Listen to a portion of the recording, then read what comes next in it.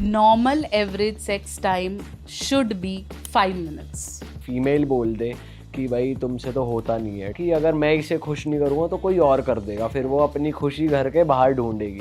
करता है तो वो प्रूफ करने के लिए करता है कि मुझे से ऐसे करना है। मेंस साइकोलॉजी की बात कर रहे थे कि वो कितना इम्पैक्ट करता है उनको जब वो परफॉर्मेंस प्रेशर उन पे भारी पड़ जाए, या एक फीमेल बोल दे कि भाई तुमसे तो होता नहीं है।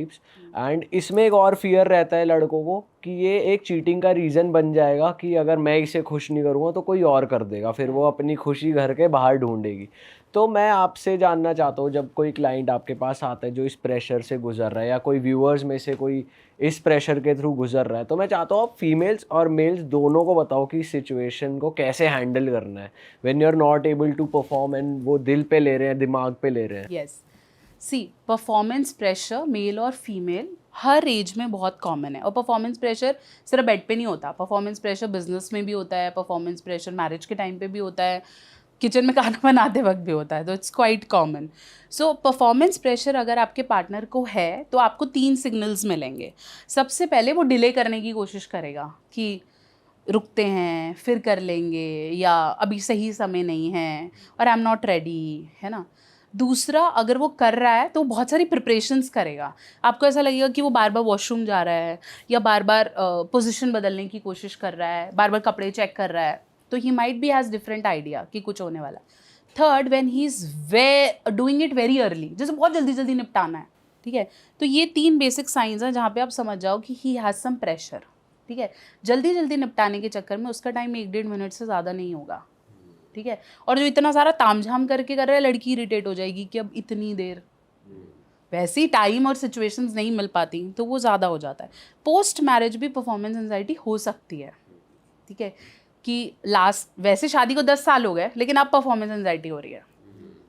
और परफॉर्मेंस एंजाइटी एक और बहुत अच्छा फैक्ट है, परफॉर्मेंस एंजाइटी सिर्फ बेड पे बोले हुए नेगेटिव से नहीं होती।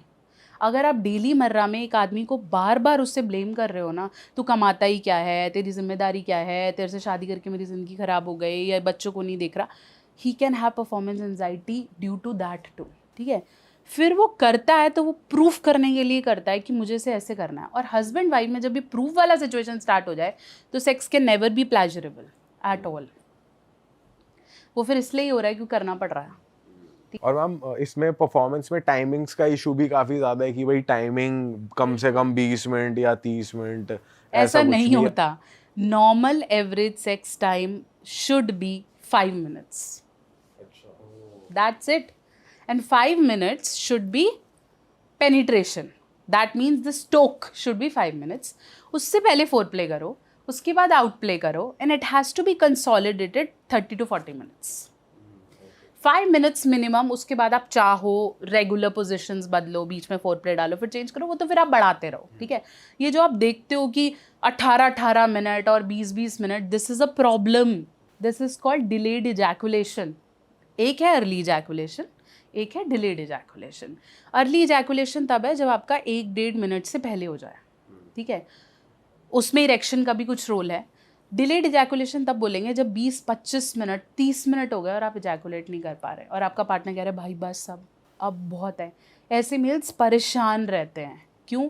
क्योंकि वो बहुत बार करते रहते हैं, उनका सर दुखने लगता है, शरीर दुखने लगता है, टांगें दुखने लगती हैं, लेकिन वो इजैकुलेट नहीं कर पाते।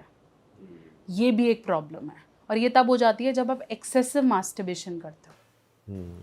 तो मैम जो पिल्स वगैरह ले रहे हैं अपनी परफॉर्मेंस को बढ़ाने के लिए, टाइमिंग बढ़ाने के लिए, तो वो भी फिर ऐसा मेंटल प्रेशर, बॉडी पे प्रेशर बिल्ड कर रहे हैं, बिकॉज सिंस उसमें ड्यूरेशन बढ़ जाती है। बिल्कुल है, क्योंकि वही बात है एक्सपेक्टेशन की। वो एक्सपेक्टेशन कौन बना रहा है? सारी एक्सपेक्टेशन हवा हवाई है। कोई भी एक्सपेक्टेशन मेरी वीडियो से नहीं बनाते लोग। एक्सपेक्टेशन कहाँ से बना रहे हैं? दोस्त ने बोला इतनी देर करते हैं, ठीक है, वो बोल रही थी उसका तो हस्बैंड का ये टाइम है या उसके बॉयफ्रेंड का ये टाइम है, या फिर आप ऑब्वियसली वीडियोस देख रहे हो, तो सारी एक्सपेक्टेशन वहाँ से बनी है। और वहाँ पे फिर हम खुद को खरा उतारने की कोशिश करते हैं कि ऐसे है वैसे है। हम ऊपर से तो बोल रहे होते हैं कि हमारा बहुत बढ़िया है, हमारा बॉन्ड बहुत बढ़िया, पर अंदर अंदर हम खोखले होने शुरू हो जाते हैं कि हो तो नहीं पाता यार मेरे से, मैं बोल तो देता हूँ, हो तो नहीं पा रहा। और वो प्रॉब्लम्स हैं। मेल्स को अगर हम एनालाइज करें तो बहुत बार male, because males are not expressive, the psychology is, वो दिन रात जो भी करते हैं, हमें ऐसा लगता है is a very chill guy, है ना, cool bro and all, but he is not. When he sits alone he can not even face the mirror. उससे नहीं होता है. क्यों? क्योंकि उसे अपने अंदर कहानियाँ दिख रही होती हैं. उसे पता चलता है कि यहाँ से भी प्रेशर है, इतना कमाना है, ये करना है. That is why male suffer from more of medical issues than female. उससे क्या साइलेंट प्रॉब्लम शुरू हो जाएंगी, जैसे डायबिटीज़ शुरू हो जाएगा, उसे बैक एक शुरू हो जाएंगे, उसके विजन्स में प्रॉब्लम आनी शुरू हो जाएगी, क्योंकि बीपी बढ़ जाएगा, बीपी कम हो जाएगा, क्योंकि वो बता नहीं पाता. वो मेरा मोर एक्सप्रेस है, वो सुन के बोलता है ठीक है, ओके ओके, क्योंकि वो स्टोर तो कर रहा है. ऐसे ही जब वो अंदर अंदर खुद को सेल्फ वर्थ इशू देता रहता है कि मेरे से हो नहीं पा रहा, मेरे को अब ये भी है, अच्छा ये भी देखना है, ऐसे भी करना है, तो प्रॉब्लम्स हैं. दूसरी एक और चीज़ है, when female pressurize them to do it today, आज ही कर लो, तो भाई उसकी तो सुबह पेमेंट आनी है, उसने तो सुबह रजिस्ट्री करानी है जाके, है ना, और रात को ये सोच रहा है कि यार अब करना तो पड़ेगा, नहीं तो गाली पड़ेगी. तो वो pressures are also very bad. ठीक है, हर किसी की एक बेसिक नीड है. अब ऐसे तो फीमेल को भी ब्लेम किया जाता है ना कि वो कर रही है और उसे सुबह याद आ रहा है प्राण नाश्ते में क्या बनाना है.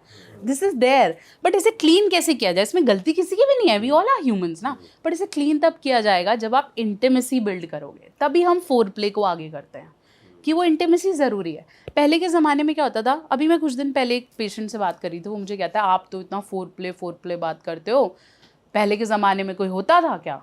पहले के ज़माने तो टाइम ही नहीं होता था, एक ही कमरे में सब हैं और जैसे ही टाइम मिला कर लो. आजकल ये नए नए कंसेप्ट आ गए हैं. पहले आप लोग साथ रहते थे, ठीक है. पहले इंटीमेसी को कोई इतना वैल्यू नहीं करता. पहले इंटीमेसी अपने फादर के साथ ही नहीं थी, पापा से ही कई लड़कियां बिल्कुल मदर से नहीं बात करती थी. अब जब आप साथ नहीं हो, आप सुबह गए शाम को वापस आए, तो ये फोर प्ले आपको वो बॉन्ड बनाने का टाइम देता है. आप एक दूसरे से बात कर रहे हो, how was your day, how you can do it. ये फोर प्ले में अगर आप सेक्स नहीं भी करते हो ना, you will have good feeling, नहीं ज़रूरत है, ठीक है. लेकिन अगर आप सिर्फ कर रहे हो और वो कनेक्शन बिल्ड कर रहे हो, तो वो दोनों के लिए सिर्फ थकावट है, सिर्फ इसलिए कि होगा और नींद आ जाएगी एंड इट इज़ डन. ये कागजों में हो जाएगा कि किया था.